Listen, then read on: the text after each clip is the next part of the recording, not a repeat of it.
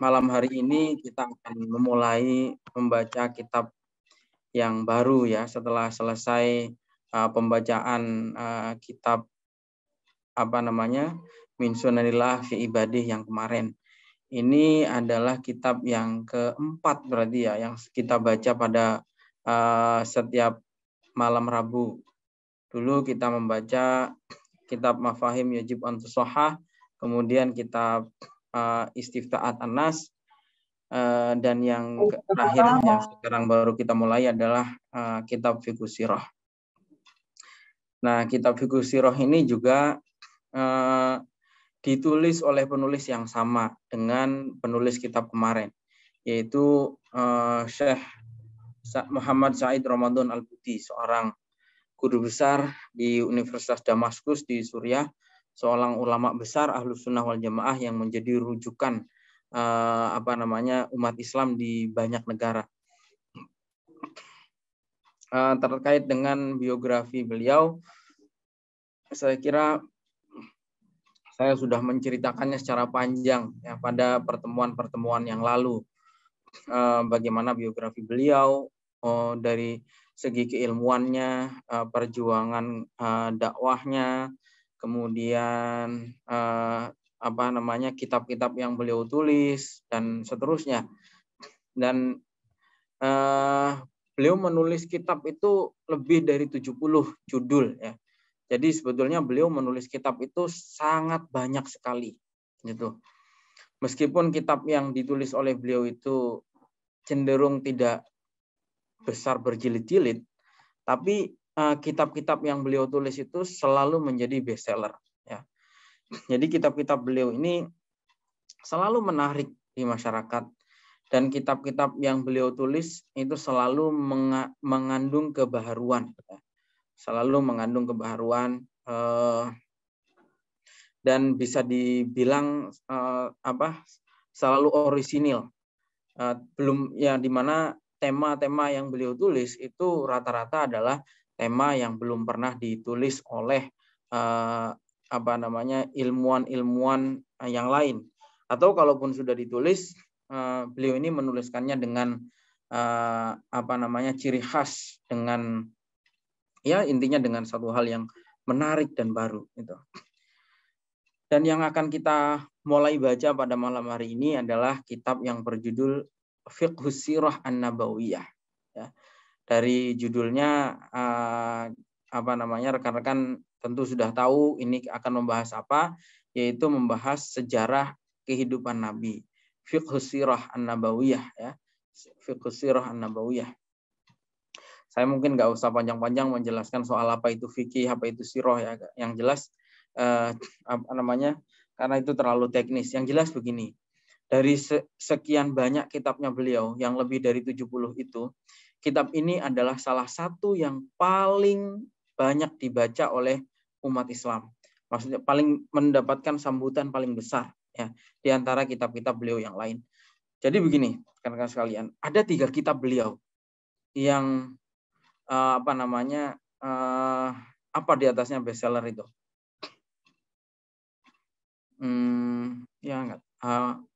Kayak buku Latahzan itu kan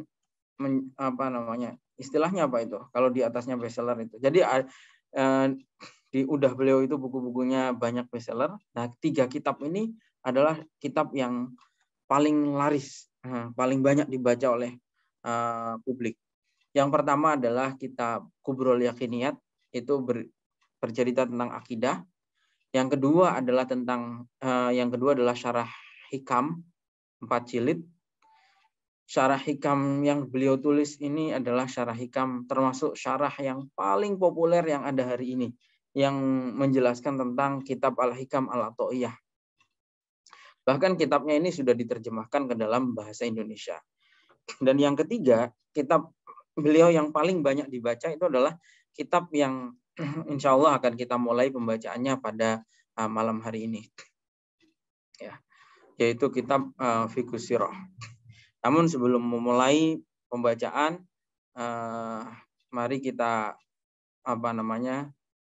membaca suratul Fatihah untuk Nabi kita, Nabi Muhammad SAW, untuk guru-guru kita, terkhusus untuk penulis kitab ini dan juga untuk orang tua kita. Ala hadhihi niyyah wa ala kulli niyatin shalihah. Al-Fatihah.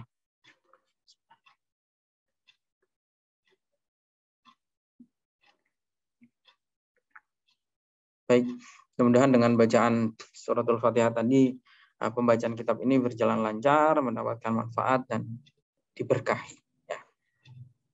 Jadi Fiqh Sirah ini salah satu kitab beliau yang terlaris di antara kitab-kitabnya yang lain, ya.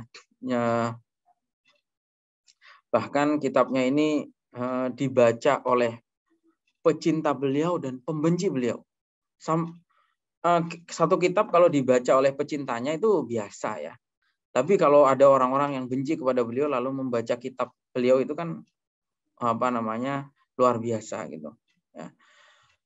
Maksudnya begini, orang-orang, ya adalah aliran-aliran lain, ya selain Ahlus Sunnah wal Jamaah, itu kan tidak menyukai beliau karena beliau ini salah satu tokoh yang gigih dalam mempertahankan akidah Ahlus Sunnah wal Jamaah.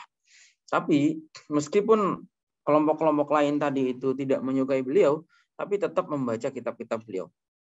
Maksudnya begini, kelompok Ikhwanul Muslimin misalnya, itu kan beliau banyak tidak setuju dengan Ikhwanul Muslimin dalam hal menempuh kekerasan, kemudian berjuang dengan politik yang ini, ya, dengan membawa narasi-narasi keagamaan. Tapi meskipun begitu, di kaderisasi Ikhwanul Muslimin itu menggunakan buku beliau. Sampai di Arab Saudi, beliau kan termasuk orang yang banyak tidak sepaham lah, meskipun tetap menghormati. Dengan Salafi itu beliau tidak sepaham gitu. Beliau pernah ketemu dengan Syekh Albani, ya, dan pernah berdiskusi secara langsung. Tapi beliau ini orangnya sangat santun, di tengah ketidaksetujuannya, di tengah debatnya pun beliau tetap sangat santun. Menghadapi orang-orang liberal, ketemu dengan, ya banyaklah, ada Arkun dan lain-lain. Yang tokoh-tokoh yang dikenal liberal, ketemu juga dengan tokoh-tokoh yang dikenal keras, tapi beliau tetap mengatakan bahwa ya Albani itu ya ulama seperti juga seperti juga beliau gitu. Meskipun kan banyak yang tidak setuju dengan Albani dan tidak mengakui keulamaannya Albani gitu. Tapi beliau ini menghormati. Nah, pecintanya maupun pembencinya, kawan maupun lawannya itu tetap membaca kitab Fiqh Sirah ini. Nah, ini istimewanya kitab Fiqh Sirah yang akan kita mulai pembacaannya pada malam hari ini.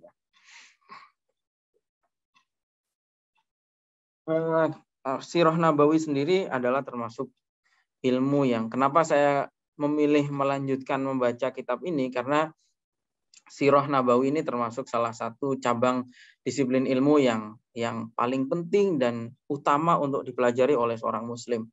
Kan kalau kita membaca urutan-urutan kitab yang ditulis oleh para ulama, hal yang paling penting dipelajari pertama adalah akidah. Nah, kemudian hal yang berikutnya itu kalau kita baca adalah bagaimana seseorang itu mengenali nabinya. Ketika kita punya anak misalnya, itu yang pertama harus disampaikan kepada anak-anak itu adalah selain akidah, itu adalah bagaimana mengenalkan nabinya kepada mereka. Jadi sirah ini termasuk salah satu yang penting, dan itu yang akan kita bahas pada muqaddimah malam hari ini. Nah, kitab ini itu dicetak sampai berkali-kali, ya. Pertama kali dicetak itu tahun 82. Itu. Tapi sampai hari ini masih terus dicetak ulang terus. Nggak tahu sudah cetakan yang berapa puluh kali, ya. Bahkan sudah diterjemahkan ke dalam berbagai bahasa, termasuk bahasa Indonesia. Di dalam edisi bahasa Indonesia sendiri, kitab Fiqh Sirah ini bukan hanya satu penerbit yang menerbitkan, tapi banyak penerbit. Itu. Nah, kenapa juga Fiqh Sirah ini penting? Selain memang mengenali Nabi, dalam rangka mengenali Nabi, ini juga karena kita mengamati akhir-akhir ini betapa jauhnya umat Islam ini, umat kita ini dari teladannya Nabi. Itu. betapa jauhnya gitu kehidupan umat Islam hari ini dari teladan Nabi. Itu saya jadi ingat misalnya salah satu yang diucapkan oleh Habib Ali Al-Jufri ketika menanggapi orang-orang yang menggambar karikatur Nabi. Dan dalam karikatur itu Nabi itu digambarkan memakai sorban, yang sorbannya itu dililit dengan bom. Itu yang kebanyakan umat Islam kan marah. Tapi Habib Ali Al-Jufri mengatakan begini, menyampaikan bahwa ya Allah maafkanlah mereka. Saya yakin mereka tidak sedang menggambar Nabi karena mereka tidak pernah bertemu dengan Nabi dan tidak pernah mengenal Nabi. Tapi mereka itu adalah menggambar realitas umat Islam hari ini, menggambar realitas kita itu. Makanya beliau itu beristighfar ketika melihat ada karikatur-karikatur seperti itu, alih-alih marah kepada yang menggambar, beliau beristighfar. Ya Allah, betapa jauhnya antara yang Nabi sudah teladankan dan gambaran yang diberikan oleh umat Islam hari ini tentang Islam. Itu seperti itu. Makanya ya dalam upaya mendekatkan kita dengan Nabi itu ya kita harus membaca Sirah Nabawi. Nah, buku ini tuh enak, ringan ya. Buku ini enak, kemudian bahasanya ringan ya. Kalau membaca kisah kan memang ringan ya. Kita cuma tinggal ya seperti mendengarkan cerita lah. Ya, yang sulit adalah mengamalkannya, meneladani Nabi ini yang yang tidak mudah. Tapi ya sebagaimana kata Burdah ya, wa kulluhum min rasulillahi multamisun gharfam minal bahri aw rashfam minad diyami. Ya. Kita semua ini dari Rasulullah ya harus mengambil meskipun hanya mengambil satu tetes dari lautan. Gitu. Karena kalau meneladani Rasul secara sempurna juga tidak mungkin bisa. Gitu. Nah, kemudian kitab ini juga populer, sebagaimana tadi sudah disinggung, karena memang dari segi metodologi penulisannya menarik, tidak hanya cerita, tapi juga ada upaya validasi, ada upaya klarifikasi. Jadi beliau ini nanti kita akan baca, beliau banyak meluruskan hal-hal yang mungkin di dalam kitab-kitab yang lain itu ada hal yang tidak valid atau ada kisah atau analisis yang tidak tepat gitu beliau luruskan. Dan yang tidak kalah menariknya lagi tentu saja adalah ada intisari fikihnya. Jadi ketika kita membaca cerita nanti, kita membaca kisahnya Nabi, kita tidak akan hanya dapat tahun, nama, dan seterusnya, tapi juga pelajaran apa yang bisa diambil dari kisah itu. Paham ya maksudnya ya? Jadi nanti kita itu akan diberikan wawasan soal dari kisah Nabi yang ini itu ada pelajaran apa saja. Seperti itu. Jadi betul-betul manfaat ketika kita membaca sejarah, tidak hanya menghafalkan tahun, tahun segini hijrah, tahun segini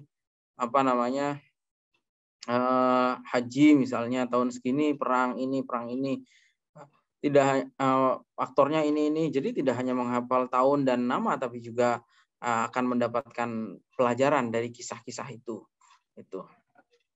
karena tentu kisahnya Nabi itu beda dengan sejarah umumnya kalau kita membaca sejarah yang lain, sejarah-sejarah umum misalnya kisah-kisah umum lah, apalagi kisah-kisah yang sejarahnya siapa misalnya Keong Emas, sejarah Kancil, sejarah tokoh-tokoh yang lain itu kan tidak mengandung syariat atau misalnya mengandung pelajaran tapi tidak mengandung syariat. Misalnya sejarah-sejarah tokoh-tokoh umumnya kan ya ada pesan moralnya, mungkin ada sejarah, ada pelajarannya tapi kan tidak mengandung syariat. Kalau kisahnya Nabi itu kan semuanya mengandung hampir bisa dikatakan sebagian besar adalah mengandung syariat. Itu. Selain itu tentu juga kitab ini populer saya kira juga karena kekuatan ikhlasnya penulisnya ya. Ingat nggak kisahnya penulis Nazom Jurumiyah tentang nahwu yang beliau ini menguji keikhlasannya. Setelah beliau menulis kitab, kemudian ditaruh di botol.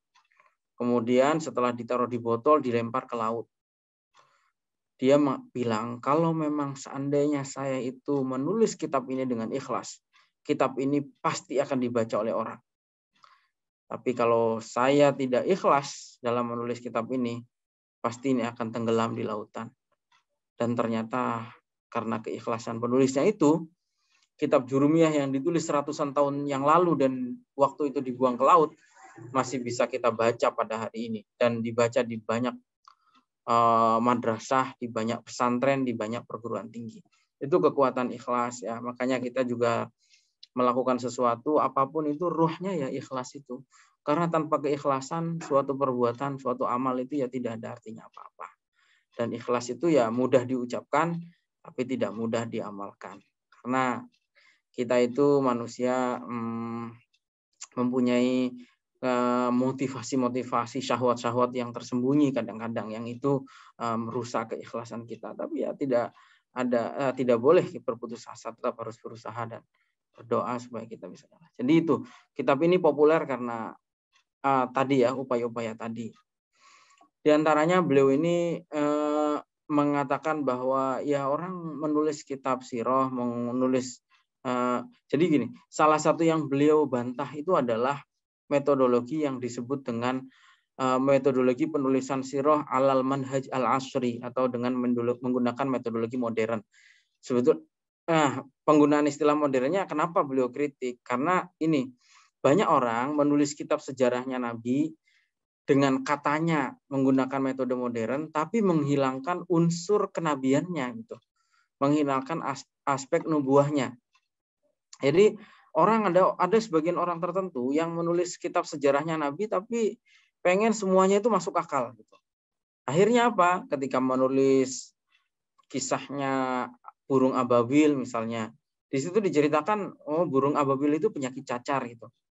Dia tidak mengatakan bahwa burung ababil itu memang betul-betul ada gitu. Seperti itu. Atau misalnya menggambarkan Nabi itu ya manusia biasa tapi jenius gitu. Tapi dia sebetulnya bukan Nabi pun bisa seperti itu. Nah, banyak orang juga yang menulis seperti itu. Selain dari internal umat Islam sendiri, juga ada penulis-penulis Barat ya, yang berupaya menggambarkan Nabi itu dengan betul-betul materialis gitu.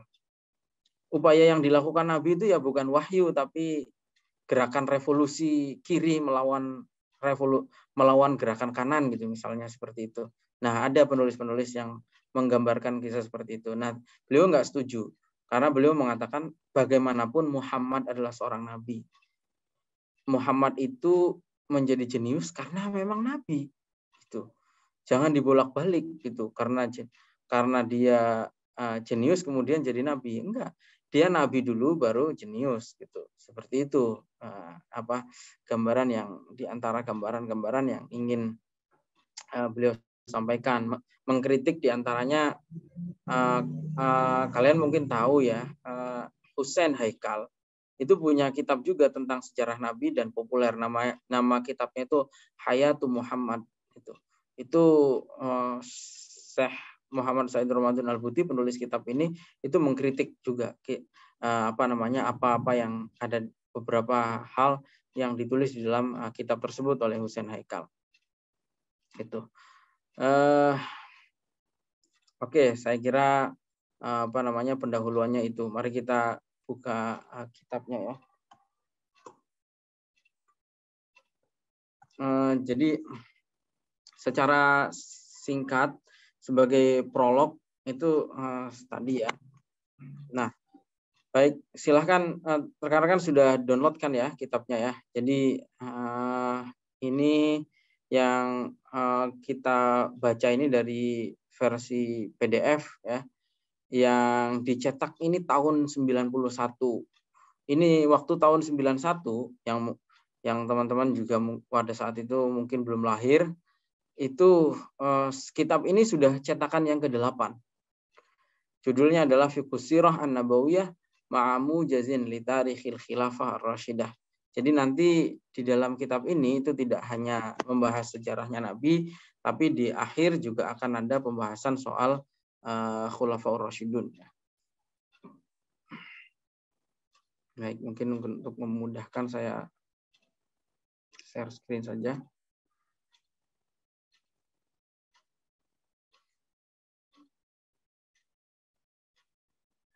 Jadi tentang Khulafaur Rasyidun itu nanti akan disinggung di di pembahasan akhir ya. Baik, kalau kita buka di sini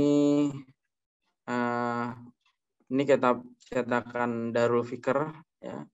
Yang terakhir itu saya lupa sudah cetakan yang keberapa itu. Tapi yang kita dapatkan PDF-nya ini adalah kitab yang cetakan tahun 91. Nah, ini ada keterangannya di sini. Bukan cetakan ke-8 ya, tapi cetakan ke-10. Pada tahun 91 itu aja sudah 10 kali naik cetak hanya di Timur Tengah saja di Darul Fikr. Belum yang di negara-negara lain, belum yang versi terjemahannya. Bismillahirrahmanirrahim. Di muqaddimah beliau menyampaikan alhamdulillah hamda yuafi ni'amahu wa yukafi mazidah ya rabbana lakal hamdu kama yanbaghi li jalali wajhika wa li 'azimi sultanik.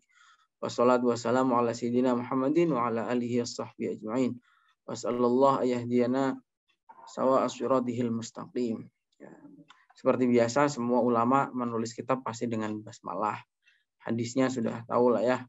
Nah, kemudian juga dengan hamdalah menyandarkan semua pekerjaannya itu kepada Allah dan bukan pada kemampuan diri sendiri. Gitu. Nah, ini ada muqaddimah yang beliau tulis pada cetakan yang ke-10 ini ya. Ya, beliau di sini menceritakan qayyadallahu li hadzal kitabi minal intishari wa min iqbalin nasi alihi malam yuqayyiduhu li ayyin minal kutubil ukhra allati waffaqani Allah li ta'lifiha wa ikhrajiha. Ini tadi sudah saya ceritakan. Jadi memang kitab ini nih oleh Allah ditakdirkan disambut luar biasa besar, melebihi kitab-kitab beliau yang lain ya, yang pernah beliau tulis. Nah, tambahan waktu ini kisah tambahan ya. Jadi waktu kitab ini itu cetak pertama kali dan kemudian ada kiriman royalti dari penerbit Darul Fikr. Saya dapat kisah dari orang-orang sana ya waktu saya di Damaskus. Itu katanya kalau dirupiahkan mungkin sekitar 2 eman lah itu pada saat itu ya. Itu katanya pada saat mendengar royalti itu mau dikirim dari Darul Fikr kepada beliau yang senilai sekitar 2 miliar rupiah itu beliau langsung mengatakan begini, udah uang itu jangan sampai masuk ke rumah. Maksudnya nggak usah sampai dimasukkan ke rumah. Uang ini tolong ditasarufkan ya, dipakai untuk menyelenggarakan nikah massal itu. Nah, kenapa nikah massal? Karena di Arab itu nikah itu mahal ya, maharnya mahal. Tidak seperti di Indonesia, nikah itu murah ya. Tapi di Timur Tengah itu nikah itu mahal. Jadi makanya ketika beliau mendapatkan royalti sebesar itu, maka beliau langsung mengatakan bahwa udah jangan sampai masuk ke rumah, langsung tasarufkan, langsung gunakan untuk menyelenggarakan nikah massal. Ya di situ juga kelihatan bahwa ya bagaimana dermawannya beliau dan bagaimana ya sudah tidak ada kecintaannya lagi lah sama hal-hal duniawi seperti itu. Dan beliau tetap hidup sederhana meskipun untuk hidup mewah waktu itu ya mudah karena kitab-kitab beliau saja kan banyak sekali. Kalau dihitung royaltinya ya udah lebih dari cukup untuk hidup mewah. Tapi saya menyaksikan sendiri beliau hidupnya sangat sederhana. Ada orang-orang yang memfitnah, itu ulama bayarannya pemerintah, itu fitnah yang betul-betul keji ya. Karena beliau sendiri itu mobil saja tidak punya ya. Yang punya mobil tuh anaknya. Jadi kalau mau pergi ya pinjam ke anaknya. Rumah itu beliau itu rumahnya ngontrak. Kemudian masjidnya juga sangat sederhana, jauh dari kesan mewah. Bahkan ketika musim dingin untuk menghidupkan penghangat butuh minyak itu ya sampai harus menggalang dana dari jamaahnya saking. Nah itu orang-orang nuduh beliau ini nerima duit dari pemerintah, padahal sama sekali tidak ada itu. Beliau sangat sederhana orangnya. Bahkan baju saja mungkin hanya beberapa potong ya. Yang digunakan untuk ngaji di masjid itu biasanya jas, nggak tahu jasnya gonta-ganti atau enggak, kayaknya sih tidak ya, itu saja gitu. Dan yang lain-lain lah gitu ya. Beliau hidupnya sangat sederhana dan royalti kitab ini juga disedekahkan semuanya gitu. Nah, saya menduga kata beliau kitab ini mendapatkan sambutan luas karena memang ada upaya validasi, kemudian klarifikasi dalam sejumlah isu, terutama meluruskan apa yang dibahas dalam kitab-kitab Sirah Nabawi yang katanya menggunakan metodologi yang modern gitu.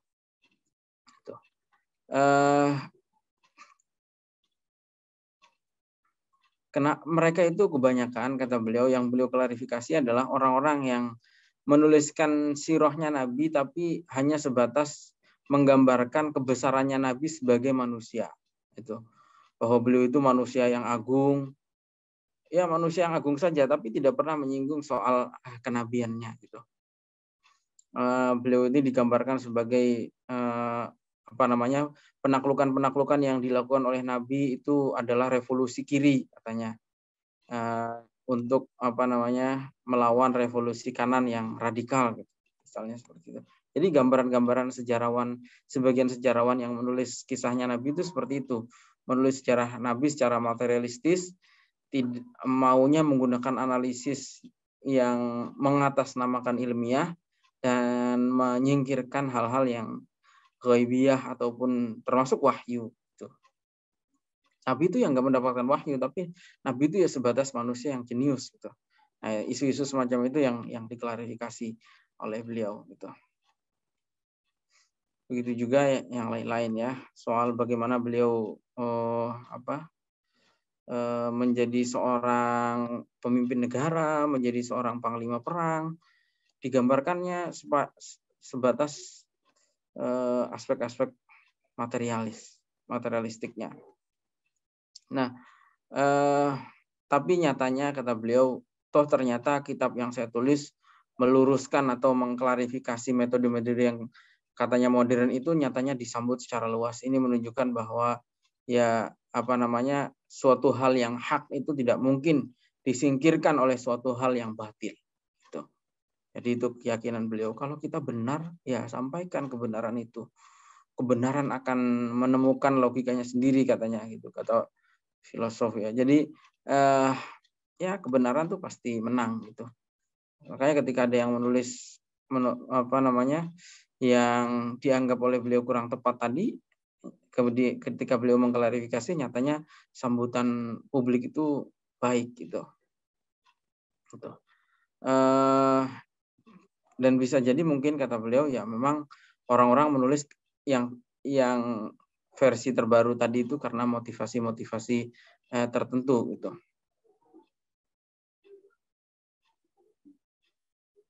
Apalagi ya ini juga beliau sampaikan tadi, lajur mana syiddat iqbalin nasi ala ma katabtuhu min tashihin litilkal aghlati awil inhirafati ta'udu ila sab'in wahidin la saniya lahu huwa ta'alluqul fitratil insaniyatil asilati bil haqqi ayna malaha wa ayyan kanal munadi bihi. Ya sebetulnya sebab kenapa kitab beliau ini disambut secara luas, salah satunya ya karena memang karakter atau fitrahnya manusia itu ya menerima kebenaran. Siapapun yang menyuarakan dan dari manapun datangnya kebenaran itu. Terus ya ini kan juga yang digambarkan oleh Allah dalam firman-Nya, yuriduna liyutfi'u nurallahi biafahim wallahu mutimmu nurihi walau karihal kafirun. Orang-orang kafir itu bermaksud memadamkan cahaya Allah dengan corong-corong mereka, tapi Allah menyempurnakan cahaya tersebut ya. Dan ini juga membuktikan bahwa banyak manusia itu ya sebetulnya akalnya manusia itu mayoritas sebetulnya mencari kebenaran yang murni, yang terbebas dari syubhat-syubhat gitu. Nah, cetakan yang terbaru ini yang kita baca, cetakan 91 ini itu mempunyai beberapa kelebihan ya. yaitu ada tambahan di bagian ke-7 yang menerangkan tentang khilafah Rasyidah. Padahal meskipun pada cetakan-cetakan yang lalu ini belum ada gitu. Jadi di situ beliau menceritakan kisah hidup masing-masing khalifah gitu.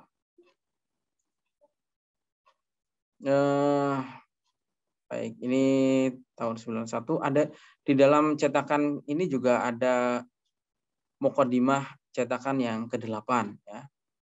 Panjang lah, saya kira kita tidak baca semuanya ya. Intinya ada beberapa hal beliau nyampaikan, saya tidak menyangka bahwa ternyata kitab ini diterima sangat luas dan menjadi sangat mega bestseller lah ya kayak gitu. Dan banyak yang memuji kitab ini. Gitu.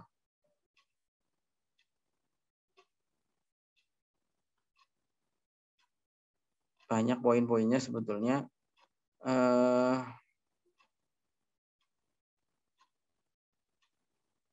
Salah satunya tadi faktor kenapa beliau menulis kitab ini. Gitu. Nah kemudian juga beliau menceritakan ya sebetulnya juga ada sekarang ini ya sekarang itu maksudnya tahun 91 pada saat itu. Tentu sekarang juga masih terjadi, ada ghazwul fikri, ada perang pemikiran, perang narasi, ya, di mana pada saat itu orang-orang dulu itu pada masa penjajahan, orang Britani ini maksudnya orang Inggris di Mesir, itu memang membiayai para akademisi untuk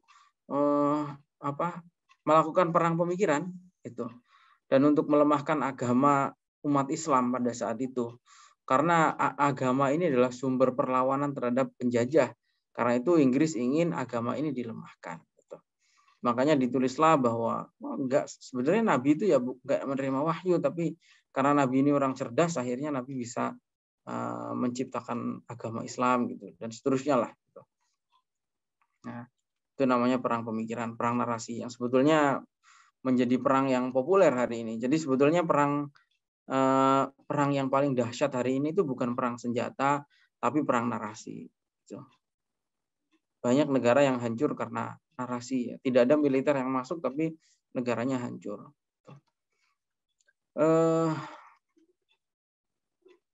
Masih banyak poin-poin yang lain. Nah, kemudian beliau juga menjelaskan di sini bahwa intinya ya yang ingin dituju dari kitab ini yang terutama adalah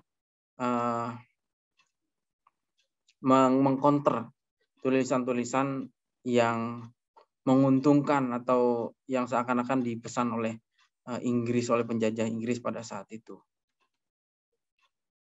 Karena tidak seyogianya umat Islam itu memahami Nabi hanya sebagai manusia yang cerdas atau jenius atau pemimpin yang atau politisi yang unggul dan seterusnya itu.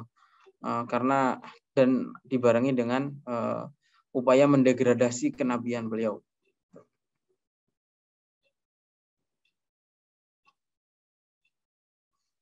Dan seperti Husain Haikal seperti yang penulis kitab Hayatul Muhammad itu di situ mengatakan bahwa dia tidak percaya adanya wahyu kecuali Al-Qur'an gitu. Nah, padahal tidak seperti itu gitu kata penulis kitab ini. Dari mana bisa memahami Al-Qur'an itu, mendapatkan Al-Qur'an itu secara valid kalau tidak mengambil sumber-sumber yang lain gitu.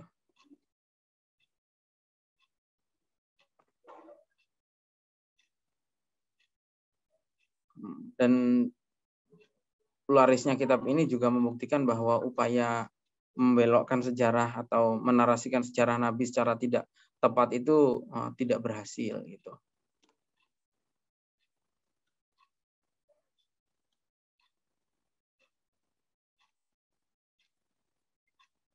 Baik, saya kira masih banyak ya untuk muqaddimah ini, ternyata memang panjang sekali.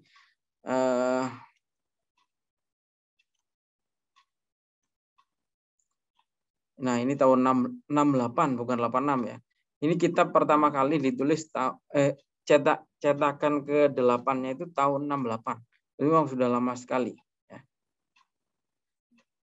Langsung saja kita. Jadi nanti di bagian pertama itu ada beberapa pembahasan. Yang pertama adalah pentingnya mempelajari sirah nabawi dalam rangka memahami Islam. Terus kemudian sirah nabawi itu perkembangannya seperti apa, dan bagaimana cara kita mengkontekstualisasikannya sekarang. Kemudian ada juga pembahasan soal kenapa. Ini mungkin menjadi pertanyaan banyak orang dan pembahasan banyak orang, yaitu kenapa Allah itu memilih Jazirah Arab sebagai tempat lahirnya Islam. Sekarang itu kan menjadi kontroversi antara orang yang tergila-gila dengan Arab dan orang yang anti terhadap Arab. Ini sebetulnya penjelasannya seperti apa? Kenapa Islam itu turun di Arab? Ada yang pro Arab mengatakan ya Arab ini tanah yang mulia, makanya Islam lahir di sana. Yang anti Arab mengatakan saking bejatnya orang Arab, maka dari itu Nabi itu banyak turun di sana. Ya macam-macam lah ya. Ini perspektif. Tapi penjelasannya seperti apa? Nanti kita akan baca. Dan juga ada penjelasan bahwa Nabi Muhammad itu adalah Nabi terakhir. Dan bagaimana hubungannya dengan dakwah-dakwah agama Samawi yang sebelumnya gitu. Yahudi, Nasrani, hubungannya seperti apa Islam dengan agama-agama sebelumnya. Kemudian juga tentang jahiliyah. Ada pembahasan juga di akhir bagian pertama ini, yaitu soal jahiliyah. Jahiliyah itu apa? Apakah seperti makna yang kita pahami sekarang, yaitu bahwa jahiliyah itu kebodohan, ada yang menganggap bahwa jahiliyah itu kemurnian, dan seterusnya. Macam-macam orang memahami perspektif memaknai jahiliyah itu. Baik, kita ke pembahasan yang pertama, yaitu terkait dengan urgensi sirah nabawi. Untuk apa sebetulnya kita itu membaca sejarahnya Nabi itu? Dan pengaruhnya apa terhadap keislaman kita? Yang jelas tadi sudah disinggung bahwa mempelajari sejarahnya Nabi itu tidak seperti membaca sejarah-sejarah yang lain, karena sejarah Nabi itu mengandung tasyri', mengandung syariat gitu. Tidak seperti sejarahnya yang lain, misalnya membaca sejarahnya si A gitu. Bagaimana caranya si A itu berjuang, bagaimana caranya si A itu mengeluarkan kebijakan, bagaimana caranya si A itu makan, ya itu kan tidak mengandung syariat. Tapi sebaliknya kalau Nabi, apapun yang dilakukan oleh Nabi itu mengandung syariat. Nah, laisal ghardu min dirasati siratin nabawiyyati wa fiqhiha mujarradul wuquf alal waqa'i' tarikhiyah. Tentu mempelajari sirah nabawi itu tidak hanya tadi mempelajari fakta-fakta sejarah. Tidak sebatas itu, tidak hanya soal tahun, tidak sekedar soal peristiwa atau nama tuh. Begitu juga tidak tidak juga seperti sejarah-sejarah yang lain ini juga ternyata ditulis di sini. Tapi wa innamal ghardu minha an yatasawwar muslim al-haqiqatal islamiyah fi majmu'iha mutajassidatan fi hayatihi sallallahu alaihi wasallam. Tentu tujuannya adalah agar supaya kita ini sebagai muslim itu mempunyai gambaran yang hakiki tentang Islam, yang tergambar secara utuh dalam diri Nabi Muhammad sallallahu alaihi wasallam. Gambaran daripada Islam yang utuh itu ketika kita membaca Al-Quran itu kan sebatas teks. Tapi bagaimana sebuah teks itu diterjemahkan dalam sebuah realita, yaitu dalam kehidupannya Nabi gitu. Makanya nggak boleh Al-Quran sama hadis sirah itu dipisahkan gitu. Karena ketika kita mau memahami Al-Quran, kita harus lihat dulu Nabi memahaminya seperti apa. Jangan dipahami seenaknya sendiri, apalagi melalui terjemah gitu. Karena pasti kelirunya gitu. Karena terjemah itu satu secara bahasa tidak akan mewakili isi secara penuh, kemudian apalagi kemudian kalaupun bahasanya tekstual itu juga nanti akan kehilangan konteks. Kalimat itu diucapkan pada saat apa gitu. Kalau tidak ngerti konteksnya kan jadi salah gitu. Contohnya terjemah itu tidak mewakili itu seperti apa? Contohnya apalagi karena keterbatasan bahasa ya, kosakata kita itu kan sangat terbatas. Contoh aja misalnya doroba zaidun yadribu zaidan gitu, idrib zaidan, kemudian zaidun yadribu, zaidun doroba dan seterusnya, itu kan maknanya sendiri-sendiri. Tapi kalau dibahasakan Indonesia artinya Zaid memukul. Artinya apa? Berapa banyak makna yang hilang dengan terjemahan seperti itu. Begitu juga satu ayat. Ayat itu satu ayat maknanya bisa puluhan atau ratusan ya. Tapi ketika diterjemahkan ya hanya sejilid itu. Artinya apa? Artinya terlalu banyak makna yang hilang. Karena itu memahami Al-Qur'an dengan terjemah itu tidak akan tepat. Pasti kelirunya, pasti terdistorsinya gitu. Nah, karena itu penting memahami sirah supaya kita mendapatkan gambaran yang utuh tentang kehidupan Nabi itu seperti apa dan bagaimana Nabi itu mengamalkan Al-Qur'annya. Gitu.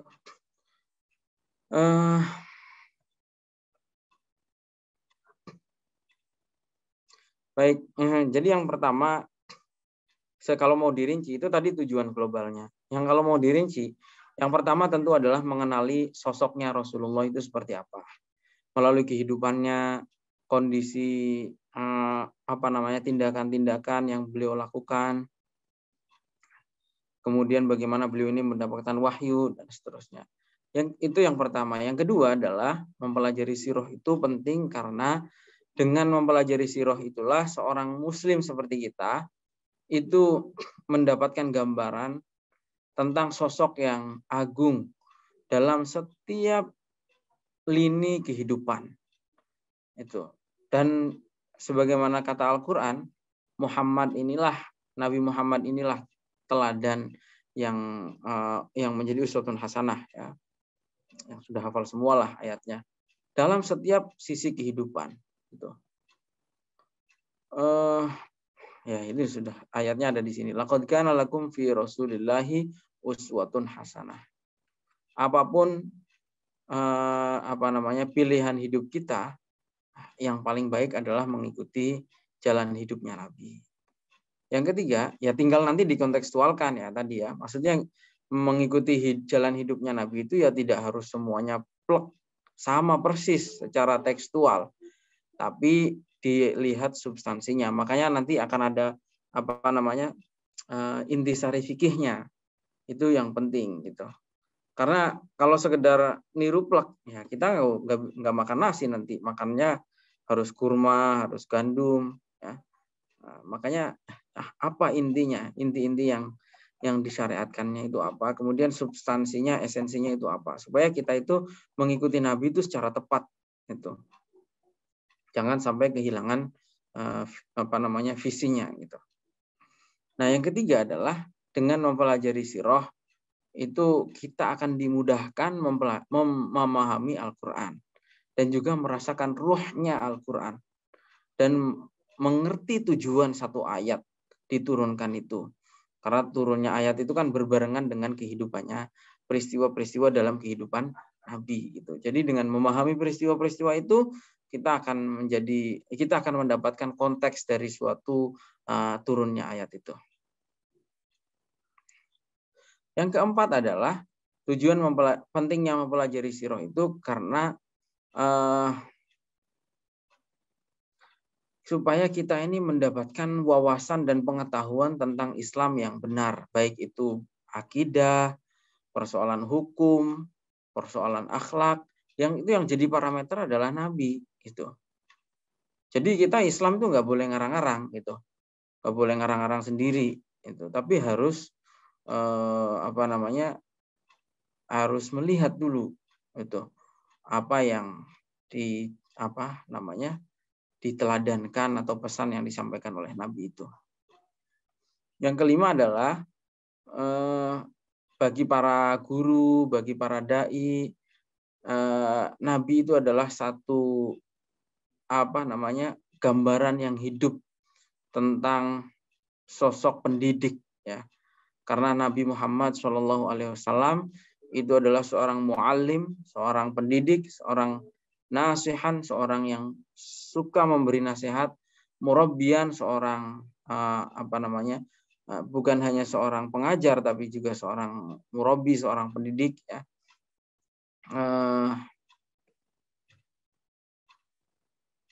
Di mana kita bisa menemukan cara-cara yang tepat dalam melakukan atau melaksanakan pendidikan itu. Dan tentu saja yang memang hidupnya Nabi itu bisa dikatakan sempurna dari semua sisi ya, baik itu kemanusiaan maupun kemasyarakatan itu. Karena apa? Hidupnya Nabi itu menyuguhkan kepada kita teladan yang tinggi tentang seorang pemuda yang lurus ya, yang bisa dipercaya oleh kaumnya. Bahkan semenjak beliau belum menjadi nabi ya, beliau ini pemuda yang bisa dipercaya. Ya, kisah-kisahnya banyak ya, yang kita semua sudah tahu tentu ketika mengembalikan Hajar Aswad ke Ka'bah, yang dipercaya adalah nabi karena beliau dijuluki Al-Amin. Beliau juga jujur dalam berdagang ya, dan seterusnya lah. Sampai kaumnya itu memberikan kepercayaan penuh kalau sudah Muhammad waktu itu belum jadi nabi, kalau sudah Muhammad ya sudah percaya penuh, mau ngomong apapun pasti terbukti, pasti bisa dipercayanya gitu. Bahkan waktu nantang, apakah kalian percaya kalau dari gunung itu akan keluar unta? Terus kalau Muhammad yang ngomong ya percaya gitu, meskipun batu kan logikanya tidak mungkin bisa mengeluarkan seekor unta gitu. Nah, Nabi itu gambaran dari seorang pemuda yang lurus, yang dipercaya oleh kaumnya. Kepercayaan ini juga penting ya, karena kalau kita nggak dapat kepercayaan, ya kita mau menyampaikan kebenaran apapun dianggap kebohongan karena sudah terlanjur tidak dipercaya. Itu. Nabi itu juga memberikan gambaran kepada kita tentang seorang dai yang berdakwah dengan hikmah dan mau'idhah hasanah. Dakwahnya ini betul-betul bijaksana ya. Banyak teladan-teladannya lah ya, bagaimana ruh dakwahnya Nabi yang sangat besar kasih sayangnya ya, seperti kalau kita ini sebagai manusia kadang-kadang juga jengkel kepada yang kita ajak dakwah. Kalau udah kadung jengkel kadang-kadang mudah-mudahan dilaknat, kadang-kadang sampai seperti itu ya. Mudah-mudahan ya mendoakan jelek lah, sampai mendoakan jelek. Kalau perlu kadang-kadang sampai fisik ya. Nah, kalau Nabi dulu kan ditawarkan pun gitu. Sampai orang-orang ada dai-dai itu yang pengen punya kekuatan, yang punya senjata. Ini jaga-jaga kalau yang didakwai misalnya ngelawan atau gimana, sampai seperti itu. Padahal Nabi dulu mampu pun Nabi tidak melakukan itu. Meskipun dalam keadaan mampu menghukum mereka, kalau mau balas dendam itu mampu, tapi Nabi kan tidak mau. Nabi malah mendoakan Allahumma hdi qaumi fa innahum la ya'lamun. Dan Nabi itu memang betul-betul mencurahkan segenap kemampuannya untuk menyampaikan risalah Islam ini.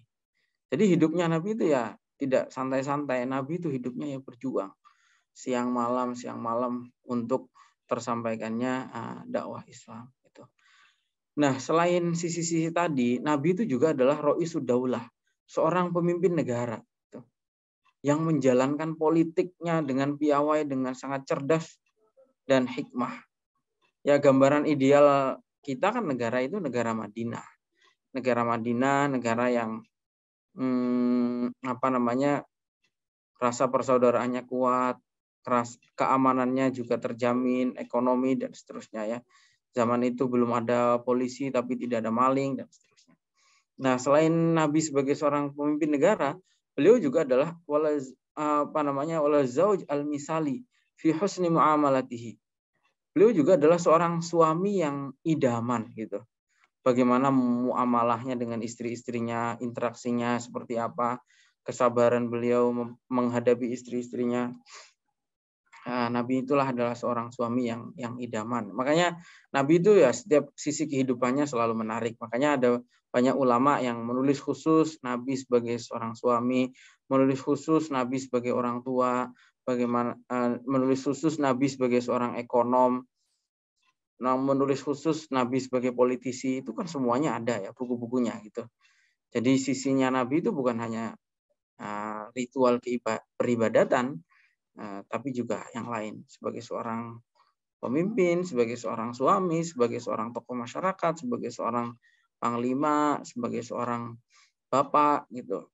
sebagai seorang ekonom karena beliau ini berdagang, sebagai seorang politisi karena beliau ini kepala negara. Nah, beliau juga seorang wal qaid al-harbi al-mahir wasiyasi as-sadiq. Nah, beliau juga Nabi itu adalah seorang panglima perang yang sangat cerdik ya, dan seorang politisi. Ya contohlah bagaimana strateginya soal Sulh Hudaybiyah yang ditentang oleh para sahabat karena secara lahir merugikan Islam, tapi pandangan politiknya Nabi itu sangat jauh gitu. Dan ternyata Sulh Hudaybiyah ini menguntungkan umat Islam. Buktinya terjadi Fathu Makkah. Dan Nabi itu ya gambaran seorang muslim yang sempurna dalam hal keadilannya itu, tengah-tengah antara ta'abud dan tabatul li rabbih. Nabi itu bersikap moderat ya, fi diqqatin wa adlin ya, moderat tengah-tengah antara hak-hak Tuhannya baina wajibit ta'abbudi wa tabattul li rabbi. Satu sisi Nabi itu ya ahli ibadah itu, sholat malam dan zikir, Quran dan seterusnya. Tapi juga al-muasyarah itu juga dilakukan oleh Nabi. Nabi itu juga interaksi sosialnya baik gitu. Bukan berarti kalau ritual ibadah itu terus jalan ke masjid 5 waktu terus nggak nyapa tetangganya sama sekali. Tidak seperti itu.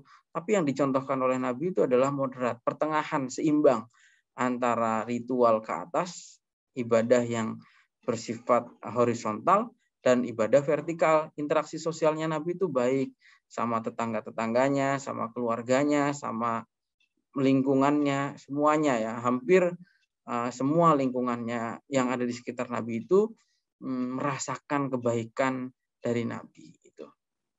Nah, karena itu lajur maidan ana dirasata siratan Nabi sallallahu alaihi wasallam laisat illa ibrozan li hadhil jawanib al insaniyati kulliha. Karena itu membaca sirah itu bukan hanya membaca sebatas sejarah dan sosok seorang manusia, tapi juga sosok seorang nabi. Saya kira itu ya untuk mukadimah. Intinya kitab yang akan kita baca yang kita mulai pada hari ini saya kira menarik lah. Itu buktinya sambutan masyarakat itu sangat bagus sekali terhadap kitab ini. Kalau sampai kita tidak tertarik kepada kitab ini ya berarti karena kitanya yang semangatnya kurang gitu. Tapi insya Allah kitab ini bermanfaat banyak bagi kita dalam hal menjelaskan soal sirah ya, bagaimana kita nanti mendekatkan umat ini kepada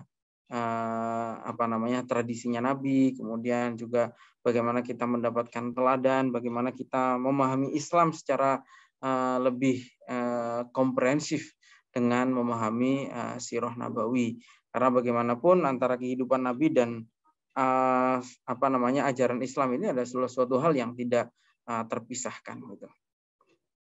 Saya kira itu ya untuk pertemuan pada malam hari ini, baru mukadimah, mudah-mudahan bermanfaat. Apakah ada diskusi yang mau disampaikan? Silahkan.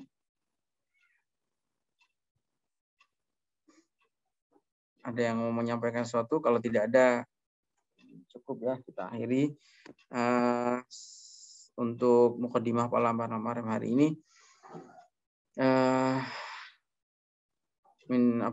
Sekali lagi insya Allah ini kitab yang sangat menarik lah, pembahasan berikutnya ya, dan akan banyak pelajaran yang bisa kita ambil dari sejarahnya Nabi yang terdapat di dalam kitab ini yang sudah langsung diperas oleh beliau dalam beberapa poin yang bisa diambil dari setiap peristiwa-peristiwa yang ditulis oleh beliau di dalam kitab ini. Jadi nanti kita tidak akan hanya mendapatkan sejarah peristiwa, tapi juga hukum-hukum, nilai-nilai, teladan, dan seterusnya. Saya kira itu cukup ya untuk malam hari ini. Mudah-mudahan bermanfaat dan kita selalu istiqomah. Assalamualaikum warahmatullahi wabarakatuh. Waalaikumsalam warahmatullahi wabarakatuh.